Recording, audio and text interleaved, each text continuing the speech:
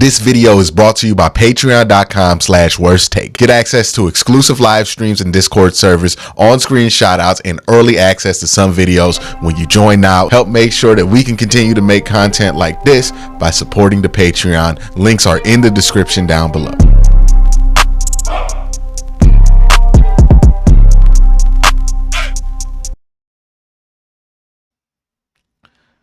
The Browns' biggest problem, and I want to make sure I'm specific about this, right? Because you could paint a broad brush and say it's the quarterback. You could paint a broad brush and say it's the whole team and they need to play better. You could paint a broad brush and say it's the offensive line.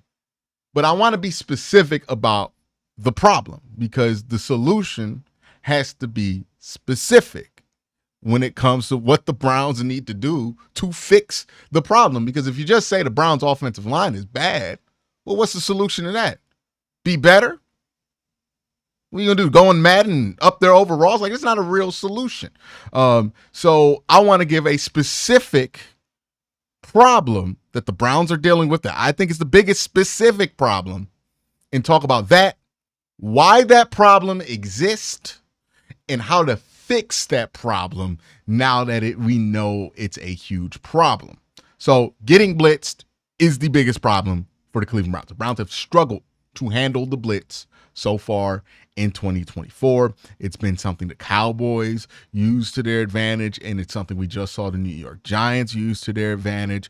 And I promise you next week, the Raiders are going to blitz you heavy. Everybody who plays you, they're going to blitz you because they know it works as long as you still have this issue in place for the Cleveland Browns. So we know that's the biggest problem for the Cleveland Browns. So why does that problem exist, right? To fix something, you got to know why it happens.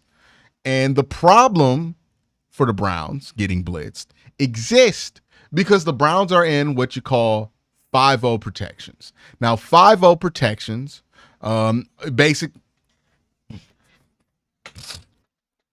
So for those of you who don't know, 5-0 protections is basically just having your 5 offensive linemen drop back in pass coverage and not really having anybody else be there from a protection standpoint, either a running back or a tight end, no help. You're just leaving your offensive line on an island.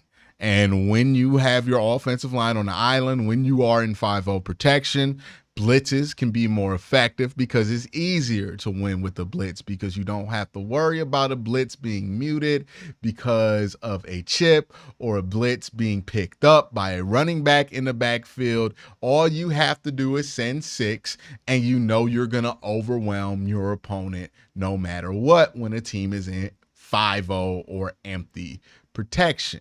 So that's been a big issue for the Browns. They've been in 5-0 a lot. They've been getting beat by blitzes. It's a simple game of numbers. You got the best offensive lineman in the world, but if you stay in 5-0 and you don't have the right quarterback in place, you're going to have a bad time, right? And that's been what's been going on with the Cleveland Browns. They've been in 5-0 protection. They've been getting blitzed. They're sending more guys than the Browns have in protection, and they're getting home because they have more people than the offensive line can block. And then you can factor in sim pressure. So that's when a team tries to make it seem like they're sending a bunch of guys, but then they only send 3 so they can get an overload and make you slide to the wrong direction. Basically, the Browns are getting taken advantage of by NFL defenses for being in 5-0 protection, which then makes you ask the question, a very natural question. Why are we in 5-0 protection? What is the benefit to being in 5-0 protection or empty? Well, the benefit to being in 5-0 protection is simple. If you have a superstar quarterback, it allows them more control to be able to take advantage of what the defense does or does not do. You're leaning on your quarterback's ability to process, to do more with less from a protection standpoint in order to take advantage of the fact that you can not now have an extra athlete out there running routes. So either it could be David Njoku running routes, or you have an extra wide receiver. The number of concepts you can run, the number of ways you could beat a defense goes up significantly when you are in empty because you have an extra athlete out there running routes. You can overwhelm the secondary with options, right? Because they can't cover everybody because you're sending more guys than they can cover. Because if you send 6, that only leaves 5 back there. You do the math on that. 5 wide receivers, 5 DBs. You get a one-on-one matchup. Easy way to win downfield, easy way to move the football, easy way to throw it. Another benefit of being an empty is that you can take advantage of more aggressive defenses by throwing over blitzes if you have a quarterback who can take advantage of that. A quarterback who's really good in empty will be able to diagnose a blitz before it happens and provide themselves an answer, even if that answer is not there in the play call. Like, a lot of being an empty and a lot of what the Browns are doing being an empty is allowing Deshaun Watson the freedom to be able to create his own solutions if he does think a blitz is coming. He can shift a protection. He can identify the mic so they can slide in one direction or the other to be able to better pick up a blitz. He can run somebody back into the play and have them be an extra man in protection. He can have somebody hover over a gap that he thinks the blitz is going to come from, and he can throw hot to that direction. Like, you're supposed to have more answers to being blitzed by being an empty because there's more options to get rid of the ball. It's when you have a superstar quarterback, a lot of teams will counter getting blitzed with going into empty more because they know, okay, we're going to have somebody in a specific area to throw the football to, and we're going to trust our quarterback to make that processing decision. It's why Tom Brady was excellent against the blitz. Joe Burrow is excellent against the blitz. Like, a lot of the good processing quarterbacks in the NFL, they're really good against the blitz. And that's what the Browns are relying on with Deshaun Watson. Unfortunately, they're not getting that from Deshaun Watson. He's not creating his own answers when he's getting blitzed. He's not doing a good job of identifying and making sure the line slides to pick up these blitzes. And he's not doing a good job of going to options hot and finding his answers as quick as possible to kind of mute these blitzes. Because what slows down people from blitzing, what stops a team, a defensive coordinator, from calling a ton of blitzes is very simple. If you start beating those blitzes, they will stop calling them really quickly, right? Joe Flacco did a really good job of this at the end of 2023, where he would just go hot to somebody once he sensed the blitz and throw it to the opposite side of where that blitz was, or throw it to the soft spot in that blitz, and then he would find an answer, and that would mean that teams would stop blitzing. And of the 5 quarterbacks that played last year, Joe Flacco faced by far the lowest percentage of blitzes because he was able to do that. You can stop a team from blitzing by simply executing on offense and being able to find answers. That's the whole point of being an empty. Yes, you're going to get blitzed more. Yes, you're going to get pressured more, but you have the freedom and the options in the pass game to be able to counter that. And the concern is, yes, you can keep extra guys in to pick up these blitzes, but then when those blitzes are picked up, you're sending wide receivers 4-on-5 at times. Let's say they send 6 guys at you. That still leaves 5 guys in the secondary, but you only have 4 wide receivers, so you're already outnumbered versus the 5-on-5 logic of being an empty. Yes, you could do chip and releases and do stuff like that, but those aren't as guaranteed to pick up those blitzes as keeping somebody in. And you see where the problem can start to build on itself, because if you can't find answers in empty, you're probably not going to be more successful finding answers with the 5 1/4 or a 5.5 protection, keeping a running back in or keeping a tight end in. And even if you do everything you can, you run a max protect and you keep 2 tight ends in and a running back, then you're leaving 3 wide receivers out there to try to beat what could be anywhere between 5 to 7 defensive backs, which is not a winning formula. So it just doesn't give you the numbers game and the passing to be able to beat that. You got to execute yourself out of it. But that's far from the point. Empty protection works when your quarterback is a superstar. Joe Burrow got to the Super Bowl in 2021 despite the Bengals that year having the 2nd worst pass blocking offensive line according to Pro Football Focus in the NFL. So Joe Burrow had to find those answers. They weren't good at pass blocking, but he found the answers. He got the ball out of his hands quickly, and yes, he took some sacks. Yes, he got hit. but he was able to have a productive offense in spite of it because he could take advantage of the answers that empty gives him.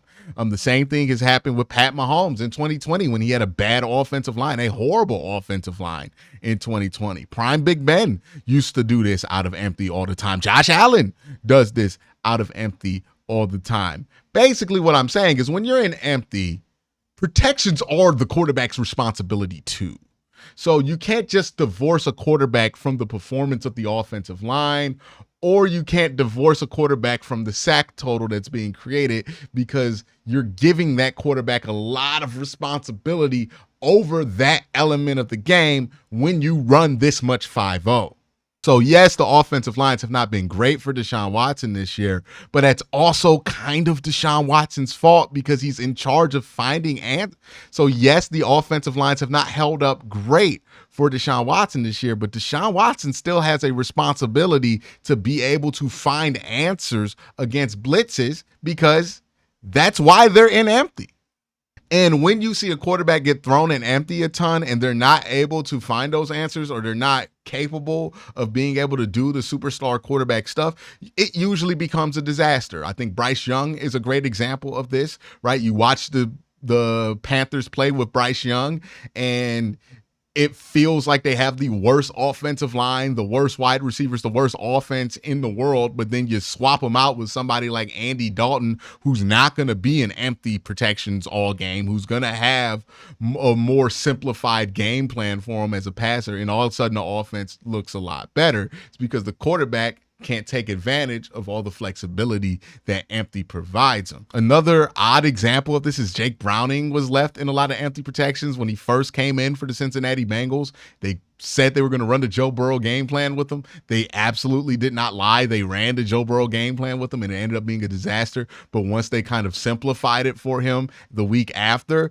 it looked a lot better for Jake Browning. 2020 versus 2021 Baker Mayfield is another prime example, right? In 2020, they were in a lot of 12, sometimes 13 personnel. They were really protecting and making the offense super simple for Baker Mayfield. In 2021, they played him more like a franchise quarterback. They wanted to see if he can handle the empty protection stuff. Baker didn't do a good job of handling that, and it ended up being a disaster. Carson Wentz is another one, so on and so forth. So the Browns got to basically figure out, hey, do they have a quarterback who can live in empty? So far through 3 weeks, it's been a resounding no. The answer is no to that, right?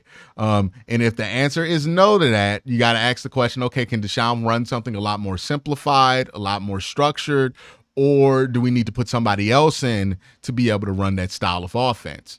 That's a decision that Kevin Stefanski, likely Andrew Berry, and even Jimmy Haslam are going to have to make together. But that's the solution to that. You got to execute better. And if you can't execute better, you got to really simplify things because the quarterback is not able to be leaned on at that level, and you need to lean on some other spots here. Another reason why I think the Browns have to consider just abandoning empty, not completely, but as a primary way of going out there, is DeJuan Jones. I don't know what's going on with him. Some people think he's out of shape or that he's just not healthy. I don't think that's the problem. I think DeJuan Jones has this bad habit of sitting and reaching, and he got caught sitting and reaching a lot in this game. And I think it's more about him shedding a bad habit than him being out of shape. But even if that's the case, with Wyatt Teller out, you're going to play Zach Zinter, and then you already have DeJuan Jones there. Possibly with everything going on the left side of the offensive line, right? Jack Conklin got a new hamstring injury. Jed Wills got a new knee injury. And then James Hudson got injured in that game as well. So you might be down to Joe Bitonio playing left tackle, which shifts Ethan Posick over to guard with Michael Dunn still not being available for this team, which shifts Nick Harris into center. And then all of a sudden you have a right side of this offensive line that is all inexperience. And because that's the case, you're going to have to slide the three-man side of an empty protection to the right all the time, which means teams are going to be able to take a lot advantage of you because you're even more manipulatable when it comes to blitzes than you were before. Like the Browns are going to see a ton of twist stunts, all that stuff to the right side because they're going to try to take advantage of the inexperience. You're going to see a lot of sim pressure to the right side to make sure they slide there. And then you're going to see the Browns get taken advantage of. And then you're going to see teams try to overload on the left side because they know it's probably going to be a two-man side there most of the time because the Browns aren't going to be willing to leave two rookies or two young players on an island. It just makes you a lot easier than you normally would be in empty to be manipulated by defensive coordinators. And then you add on top of the fact that your quarterback's not really doing a good job of creating or finding answers in empty protections and taking advantage of the extra wide receiver and athlete that you're going to have on the field. And it just feels like you can't continue to play in empty. So that's my biggest thing with the Cleveland Browns. They are struggling the most with getting blitz. The problem and the reason they're struggling the most with getting blitz is because they're in empty, and the solution is to either be in less empty or to be better out of empty. And if being better out of empty is not on the table, then you just got to get out of empty any way possible. That's my thoughts. Let me know what you think in the comment section down below. Y'all have a great day. Have an even better night. Peace.